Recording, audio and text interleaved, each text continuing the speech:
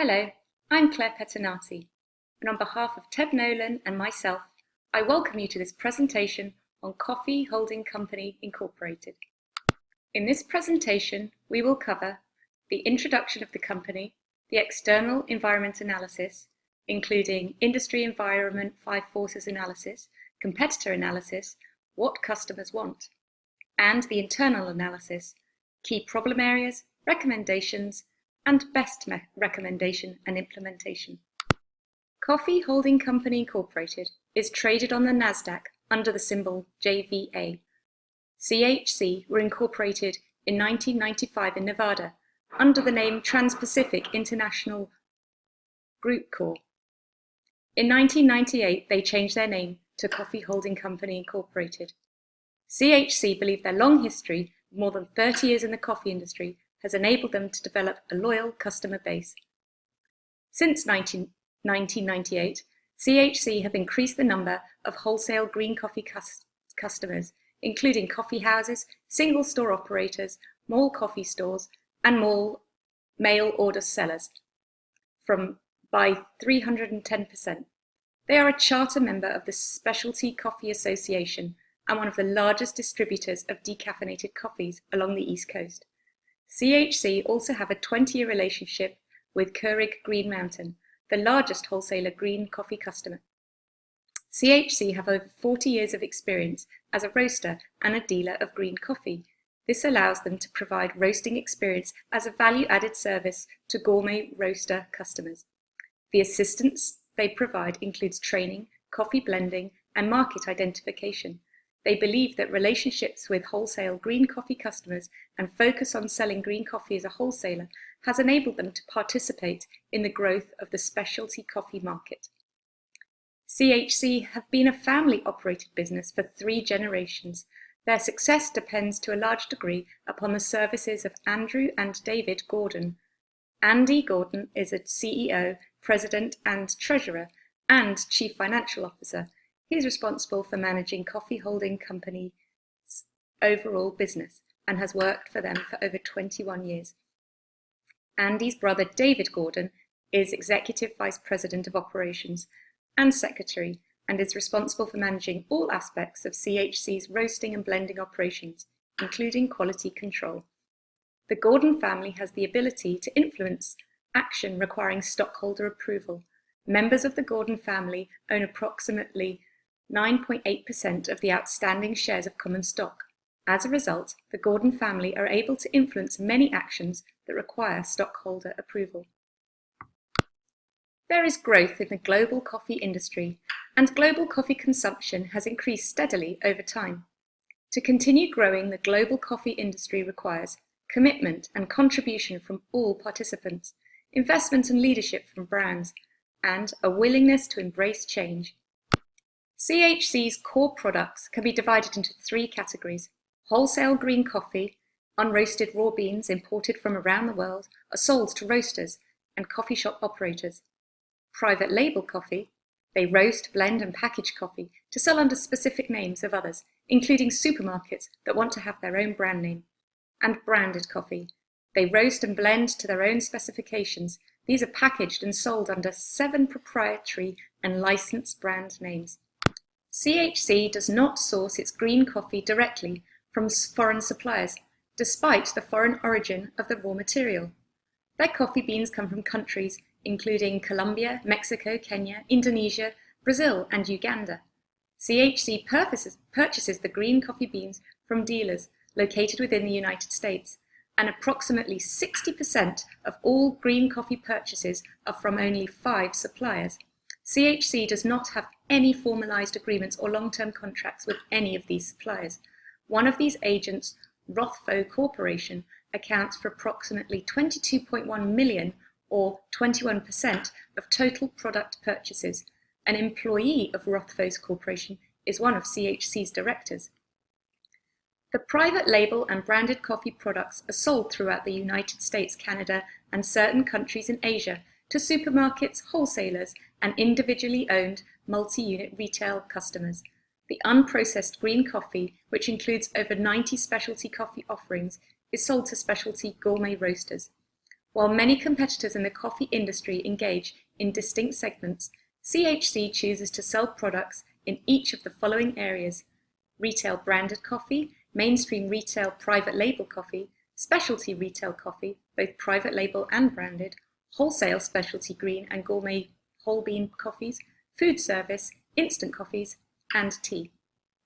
External environment analysis. The general environment. In the economic segment, coffee is a major export commodity subject to price fluctuations. Specialty green coffee, unlike most coffee, is not tied directly to the commodity's cash market. Instead, it tends to trade on a negotiated basis at a substantial premium over commodity coffee pricing, depending on the origin, supply, and demand at the time of purchase. Green unroasted coffee is one of the most traded agricultural commodities in the world, and it is traded in futures contracts on many exchanges. In the global economic crisis of 2008, the coffee sector held up fairly well and rose with world economic recovery. In the socio-cultural segment, CHC have a diversity of women, men, and minorities within the workplace, with the potential to improve CHC's performance, but must be successfully managed in order to reap the organisational benefits. They are not represented by unions or collective bargaining agreements. As CHC enters China, they'll be advised to adopt the policy of good personal relationships and connections, which will aid them in their smooth entry into this new market. In the global segment, Brazil, the largest producer and exporter of coffee in the world, saw its currency, the real, recently depreciated by 20% against the US dollar, which has made Brazil's coffee commodity more competitive on the world stage. The selling linked to Brazilian real decline has further exacerbated the coffee price weakness and is creating a downward spiral for the Arabica coffee market. In the technological segment, CHC activities are traditional processes with no mention of implementation of new technology, nor expansion of technology, nor new knowledge. Their risk analysis focuses on customer demand and geographical expansion, pays little heed to competition and technological advances.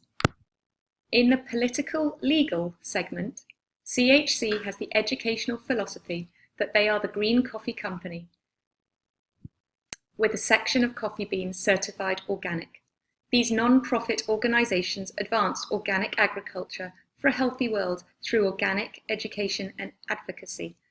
The production of their fair trade coffee is subject to labour laws, such as monitored hours, equal rights for men and women, overtime, grievance policies, paid leave, and the anti-child labour law.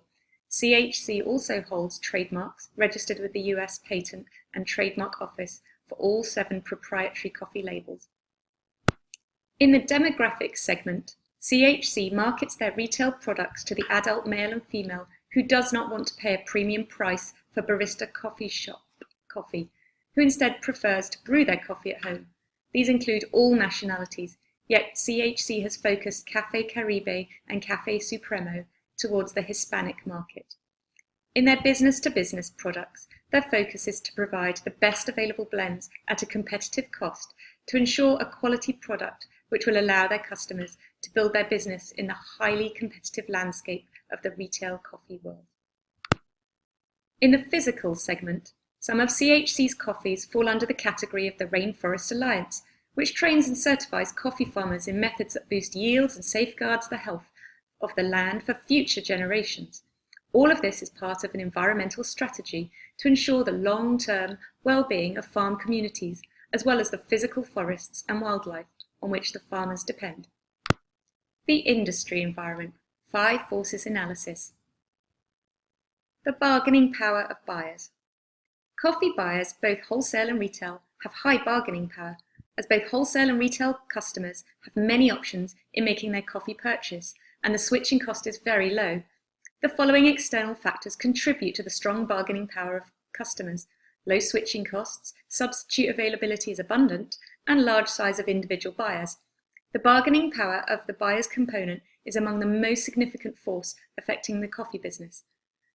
Customers can easily shift to other brands because it's affordable to do so. Despite significant investment by large firms, no real preference has been established. A growing trend of consumers are interested in specialty coffee and willing to willing to pay more as part of a lifestyle. The bargaining power of suppliers. The increasing demand for higher quality coffee may exceed the supply from Brazil, Central America and South America, where coffee farmers have small farms. In order to meet the growing coffee demand, production will need to rise by 40 to 50 million bags in the next decade. This increase in demand is allowing growers to negotiate better prices, minimum working conditions, child labour conditions, so that a future breakdown in supply are reduced. Threat of new entrants. In the coffee industry, the intensity of competition is full of well-established brands at all price points, creating a barrier to entry for new entrants.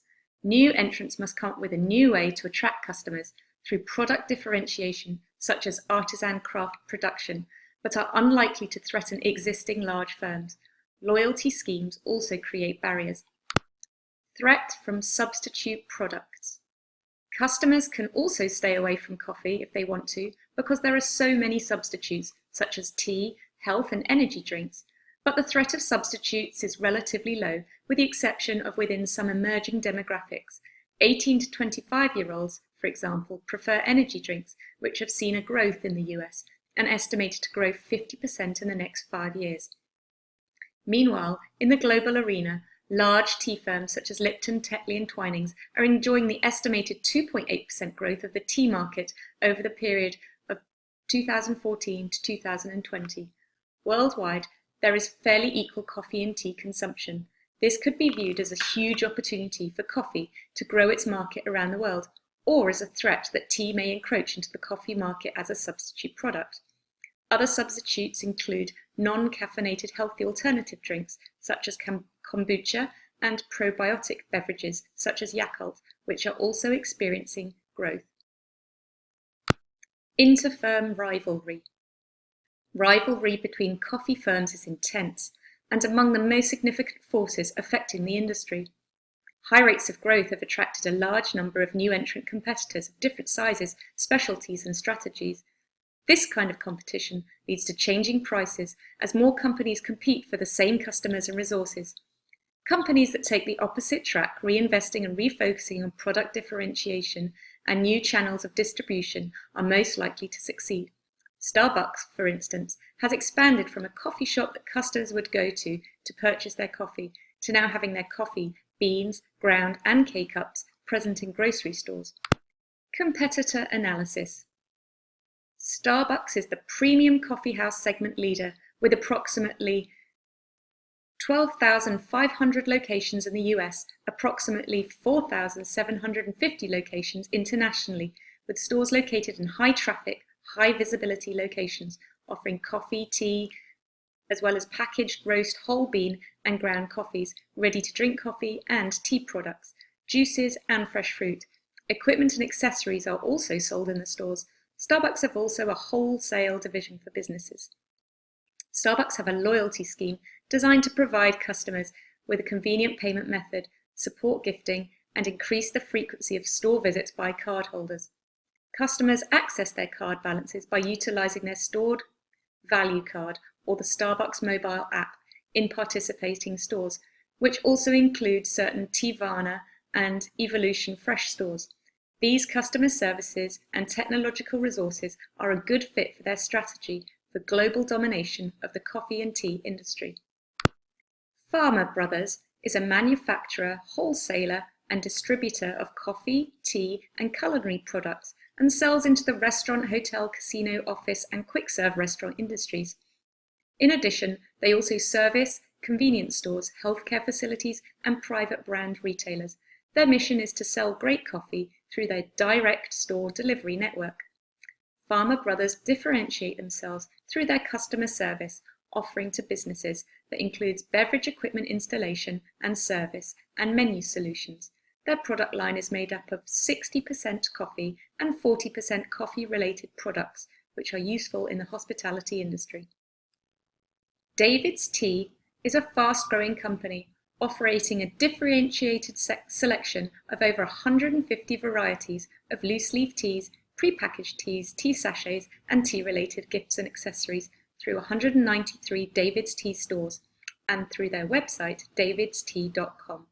They sell their products exclusively through their retail and online channels. They do not offer wholesale pricing.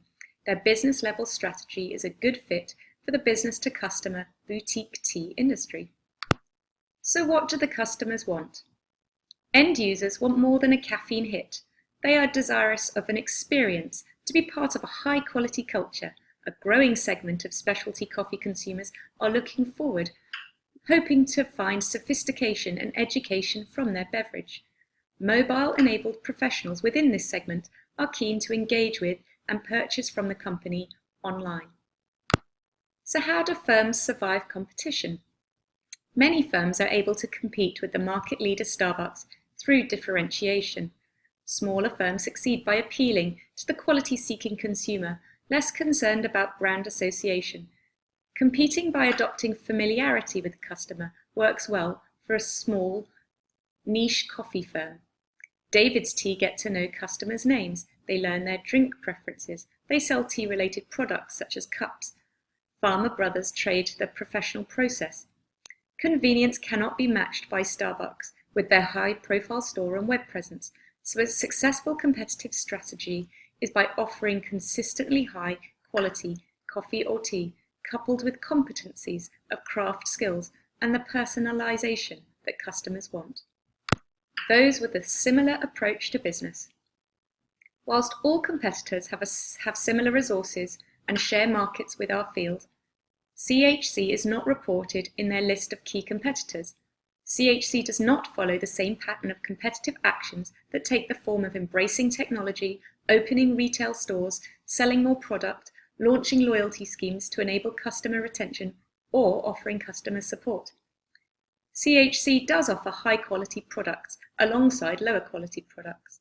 The majority of competitors in the coffee industry have established that a focus on high quality is essential to compete effectively with Starbucks. CHC's three competitors embrace technology as a channel for sales. CHC, however, use a website for marketing purposes only. Starbucks, the industry leader in business-to-business and business-to-customer coffee sales, is leveraging the most lucrative segments in tech, mobile apps and commerce. This could crush the competition in the coffee industry and potentially other retailers as well. Farmer Brothers consider Starbucks one of its competitors in the business-to-business sector at restaurant, food service operators and grocery stores. David's Tea embraces tech on a smaller scale with a user-friendly website and a loyalty scheme to enable regular online sales to a boutique market. Their boutique tea stores have a similar approach to Starbucks' Teavana stores. CHC coffee and tea products are similar to Starbucks wholesale products, sold through their channel development segment. Competition planning to do in the future. Starbucks' goal is to stand as one of the most recognized and respected brands in the world, to expand its store base and coffee and tea footprint globally while taking care to maintain its standards at every level. To achieve their global growth strategy, Starbucks plan to target China's $6 billion market for coffee and energy drinks. They are also planning to invest heavily in technology, focusing on mobile commerce and loyalty. 35% of transactions at Starbucks are through the company's loyalty card system. In the stores, Starbucks is also launching small express-style outlets to capture the Dunkin's and McDonald's express markets. Farmer Brothers' goals are to reduce costs to compete more effectively, optimize sales and portfolio of products, place strategic investment in assets and evaluation of cost structure, align corporate capabilities with creation of shareholder value, and drive high-growth product categories and address broader customer needs. Farmer Brothers are expanding to a new 538,000 square foot facility in Texas to house corporate offices, manufacturing, distribution of a coffee lab to support the company's primary goal to reduce costs to compete more effectively. David's Tea goal is to open more tea shops in neighborhoods and communities across Canada and the United States. David's Tea's plan is to continually offer new products and refine tea blending techniques to bring new customers and drive the frequency of visits to stores and websites across existing customers. CHC's goal is significant growth by selectively pursuing strategic acquisitions and alliances targeting the rapidly growing Hispanic market in the US, increasing penetration with existing customers by adding new products, and developing food service business. They also plan to attend more trade shows. Internal analysis. Operations. CHC operations are primarily focused on the following areas: wholesale, private label coffee, and 7 brands of coffee. Operating results are affected by marketing and pricing competition, ability to retain existing customers and attract new customers, fluctuations in purchase and selling prices, and the ability to manage inventory. Total operating expenses increased by 1.7% to $7.65 million for the last fiscal year. Selling and administrative expenses also increased by 1.9% in the same year. So how are CHC performing? The net revenue for all competitors is rising, with the exception of CHC.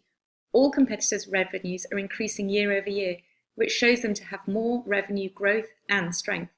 CHC showed gross margin fluctuations, with gross margins declining from the prior year. All competitors' gross margins are higher than CHC's. CHC and their competitors show years that they were unable to use their assets to generate revenue. CHC's stocks have been struggling in the past 5 years. The good news is that CHC's current ratios are in a good position to make some strategic investments that will support recommendations made in this presentation. Resources CHC possesses are limited to machinery and equipment of $2 million. The majority of assets are tied up in accounts receivable and inventories. Cash in excess of $3 million is held in accessible bank accounts. CHC should be motivated to act upon some much-needed investment. Key capabilities include roasting and blending skills, repackaging, private labeling, and reselling of coffee. The core competence it possesses is diversification across a wide spectrum of consumer tastes, preferences, and price points. It is our recommendation that CHC should focus on creating a core competence of artisan roasting. CHC's business level strategy is to diversify across all segments of the coffee market. They also rely on a long history to develop a loyal customer base. Their strategy lacks plans to appeal to any specific market segments, nor to embrace change through technology, nor proactively engage with and retain customers. We have identified some key problem areas. CHC is so diversified, it does not appeal to any one segment of the coffee buying market. They are facing competitive pressure that demands a change. CHC does not have any formalized material agreements, nor long-term contracts with any of its suppliers. Suppliers have great power, as do the end users. CHC's diversification does not position it well to meet the needs of the customers in the expanding specialty coffee market. CHC is at risk of disruption within this fast-growing industry, where it is vital for firms to thoroughly study the technological segment. CHC does not embrace technology, nor offer customer support nor loyalty schemes. CHC does not encourage customer communication nor refund returns. Recommendation 1. Negotiate long-term purchase agreements directly with grower co-ops. Cut out the middleman, such as their main supplier Rothfoss. Connectivity through the supply chain will lock into a consistent supply of the specialty coffee with rising demand. Dealing directly with grower co-ops supports fair trade with rising revenues. Recommendation 2. Embrace technology by adopting mobile capabilities to maximize impact on sales and loyalty, and offer customer support by engaging with users online. Personalization is key, and digital connection is the most cost-effective way to achieve this. E-commerce is powerful, growing, and essential to a firm's survival. Recommendation 3. Define a clear demographic to target. As an artisan roaster, CHC is able to target the high net worth individual in households earning over $100,000 a year that drink more coffee than lower income households. Specialty coffee is on the rise in the US and Canada and will appeal to the target market of households with income over $100,000. To define a clear demographic to target is the best recommendation because it can address all key problems. The coffee industry's best margins are in the prepared drinks rather than the roasted beans. Opening boutique CHC retail stores will position itself to support the expanding specialty market and improve its margins on revenues by targeting high net worth individuals. Through its retail storefronts, CHC will be able to connect individually with their customers and then maximize sales and loyalty through technology. The supply chain direct from the source to the customer will emphasize the quality and fair trade focus and then educate the customer. Offering an artisan experience in-store and online will enable CHC to compete in a market where Starbucks has taken market share on average quality coffee, and it closes the gap between farmers, roasters, and coffee shops. Choosing a small, low-profile outlet will not deter the target market, where CHC should not aim to compete with Starbucks in prime location sites. On behalf of Ted Nolan and myself, thank you for listening.